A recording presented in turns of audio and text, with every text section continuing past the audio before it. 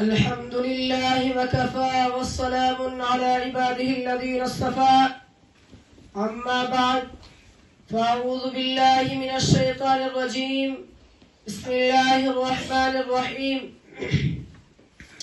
ما يلفظ من قول إلا لديه رقيب عتيد سبحان ربك رب العزة عما يصفون وسلام على المرسلين والحمد للہ رب العالمین۔ ہزار خوف ہو لیکن زباں ہو دل کی رفیق، ہزار خوف ہو لیکن زباں ہو دل کی رفیق، یہی رہا ہے ازل سے قلندروں کا طریق۔ زبان کی اہمیت، انسان مختلف اعضاء کا مجموعہ ہے، یہ اعضاء سنور جائے تو انسان سنور جاتا ہے۔ انسان کے جسم میں ایک چھوٹا سا عضو زبان ہے، آج کے دور میں جس کا استعمال بہت برے طریقے سے کیا جاتا ہے۔ عربی کا مقولہ ہے اللسان جرمہ صغیر جرمہ کبیر، اس کی جسامت تو بڑی چھوٹی ہے مگر ہونے والے گناہ بہت موٹے ہیں۔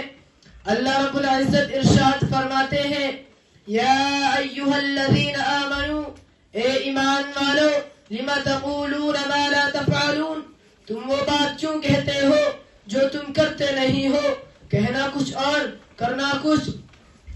یہ بات اللہ رب العزت کے نزدیک بہت غصہ دلانے والی صورتحال ہے کہ تم وہ بات کہو جو تم کرتے نہیں ہو، کہنا کچھ اور کرنا کچھ۔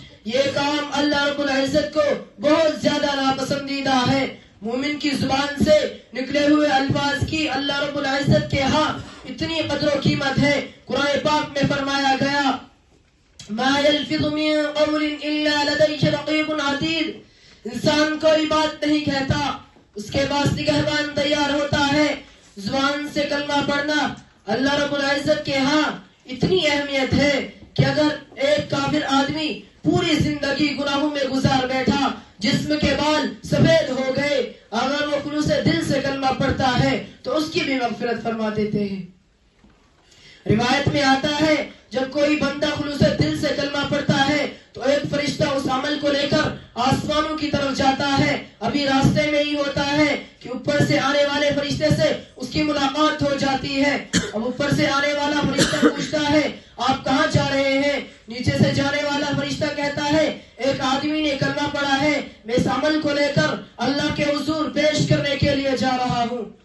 پھر نیچے سے جانے والا فرشتہ کہتا ہے آپ کہاں جا رہے ہیں؟ وہ کہتا ہے کہ جس آدمی نے کلمہ پڑھا ہے میں اسی کے لیے مغفرت کا پیغام لے کر جا رہا ہوں۔ اب سوچے زبان سے چند الفاظ نکلے، اس کی زندگی کے سب گناہوں کو معاف کر دیا گیا۔ دنیا کی عدالت کا معاملہ دیکھا، کسی آدمی پر ناجائز مقدمہ ہو جائے، عدالت میں پتہ بھی چل جائے کہ یہ مقدمہ جھوٹا تھا، اس آدمی کو باعزت بری تو کر دیا جاتا ہے مگر اپنے ریکارڈ میں اس مقدمے کا اندراج ضرور کر لیا جاتا ہے۔ دنیا کی عدالت باعزت بری بھی کر دے مگر اپنے ریکارڈ میں اس مقدمے کا اندراج ضرور کر لیا جاتا ہے۔ اور اللہ رب العزت کا معاملہ عجیب دیکھا، جس آدمی نے واقعی گناہ کیے تھے، وہ گناہ جو پہاڑوں سے بھی زیادہ وزنی تھے، اگر وہ شخص خلوص دل سے کلمہ پڑھتا ہے تو یہی نہیں کہ اس کے گناہوں کو معاف کر دیا جاتا ہے بلکہ اس کے گناہوں کے ریکارڈ کو نامۂ اعمال سے بھی ختم فرما دیتے ہیں۔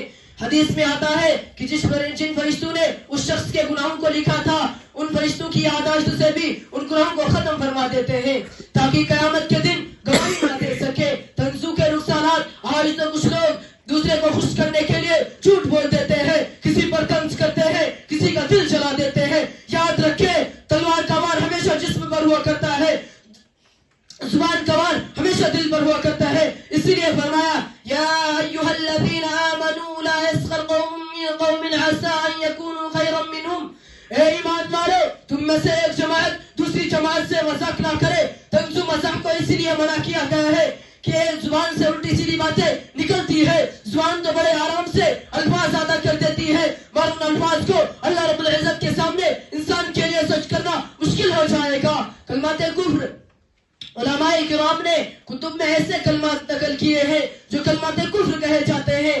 حیرت کی بات تو یہ ہے کہ ان کلمات میں سے کئی کلمات آج لوگوں کی زبانی سنے جاتے ہیں۔ ایک دو مثالیں دے دیتا ہوں. نقل کفر فرنا باشد. کسی نے پوچھا ارے میاں کہاں رہتے ہو؟ جواب میں کہا جی فلاں جگہ رہتا ہوں. دوسرے نے سن کر کہا اچھا اتنی دور خدا کے بچھاوڑے. یہ کلمہ کفر یہ ہے. ہم تو ہنسی مذاق میں کہہ گئے خدا کے بچھاوڑے، مگر کفر کا کلمہ بولا، دل سے ایمان نکل گیا، بیوی کو طلاق ہو گئی. دوسری مثال کسی نے کہا فلاں کام تو شریعت کے مطابق ہوتا ہے. دوسرے نے کہہ دیا رکھ پڑی اپنی شریعت کو، یہ کلمہ کفر میں سے ہے. اب بتائے اس قسم کے کتنے فرقے آپ آئے دن سنتے رہے. ایک دفعہ میں ایک فیکٹری منیجر کے پاس بیٹھا تھا. اس نے کسی آدمی کو بلایا، اچھا خاصا سمجھدار دانا بینا آدمی، اس کی چھوٹی چھوٹی داڑھی بھی رکھی ہوئی تھی. منیجر نے پوچھا سناؤ بھائی کیا حال ہے؟ کہنے لگا صاحب پہلے تو میں 5 منٹ دعا سنا کرتا تھا، اب پتہ نہیں کہاں چلا گیا، سنتا ہی نہیں. میں نے بھی نمازیں پڑھنی چھوڑ دی.